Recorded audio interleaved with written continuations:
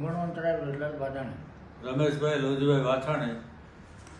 અમે ઘણા વર્ષોથી છેલ્લા 20-25 વર્ષથી રાજકોટમાં ફાઇનાન્સ અને જમીનનું કામકાજ ને બાંધકામનું કામકાજ કરીએ છીએ.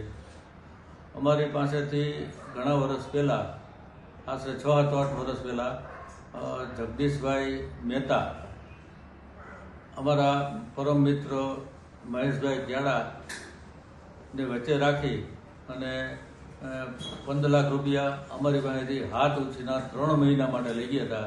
એ કે હું પત્રકાર રહું એટલે મહેશભાઈ ભલામણ કરી કે આનું વ્યાજ લેવાનું થતું નથી, 3 મહિના તમને પાછા આપી દે, અત્યારે એને જરૂરિયાત છે એટલે તમે આપો. એટલે મહેશભાઈ ક્યાડાની જામીનગીરીમાં અમે 3 ચેક અને 3 વાઉચર ભરાવી અને અમે એને 15 લાખ રૂપિયા આપ્યા હતા. એના આ 3 ચેક એની સહીવાળા, એને ઘરવાળીને એના બેના એકાઉન્ટની વાળા સહીવાળા આ 3 ચેક તમને બતાવું છું. એટલે જગદીશભાઈ પછી અમે જગદીશભાઈ પાસે ઘણી વખત ઉઘરાણી કરી. મહેશભાઈ ક્યાડાને ઘણી વાર કીધું, મહેશભાઈ ક્યાડાએ બહુ ફોન કર્યા એટલા વર્ષોમાં, પણ એને અમને મચક ન આપી, બરાબર. અને છેલ્લે પછી અમે એકવાર મીટિંગ કરી એની હારે મહેશભાઈ ક્યાડા થ્રુ.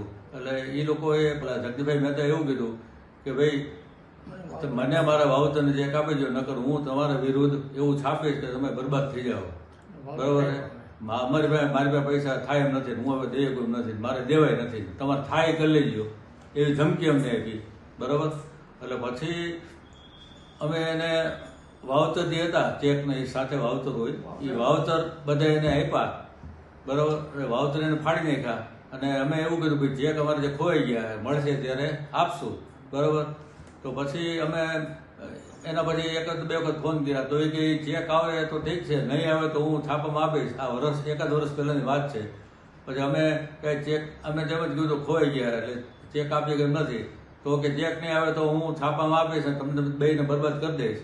એટલે પછી એને અમારા વિરુદ્ધમાં 1 વર્ષ પહેલાં છાપામાં આપ્યું, એવું લખાણ આપ્યું છાપાની અંદર કે અમે ઉઠી ગયા છે, અમે ચીટર થઈને અમે ખોટા છે ને આવું બધું છાપામાં એણે છાપ્યું, મૂળિયલ કરીને એને ઇનડાયરેક્ટલી એવું બધું બતાવ્યું, બરાબર.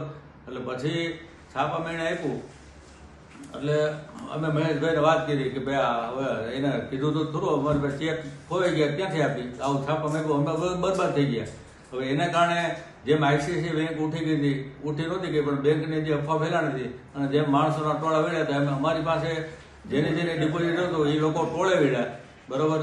અને એ કારણે અમે પૈસા આપી ન ગઈ. એટલે અમારી પાસે જે જમીન જાયદાદ રોકડા સંપત્તિ જે હતું એ બધું વેચીને ગામને સસ્તમ આપી દીધું. 100 રૂપિયાનો માલ હોય દાખલા તરીકે તો અમે 70, 80, 90 રૂપિયામાં આપી દીધો, બરાબર. એને કારણે અમને લોસ ગયો અને ગામની અંદર અમે મોટી રકમ અમારી જે બાકી છે અને એ આવતી નથી, કારણ કે એ બધાને ખબર પડી કે આ ઉઠી ગયા, હવે આ નોકરા દેવા જોઈએ, અમને કોઈ પૈસા દેતું નથી. અમને આ રીતે આ જગદીશ મહેતાએ હાલવી દીધા અને અમને બરબાદ કરવામાં મોટો રોલ હોય તો એનો છે. અને અમે આ સોશિયલ મીડિયામાં નાખવા માંગીએ એટલે મારા ઘરેથી વિડીયો બનાવીને હું મોકલું અને અમારે પોલીસ સ્ટેશન ફરિયાદ કરવા જવું છે. આ મારી અરજ છે અને મારી આ વાત છે.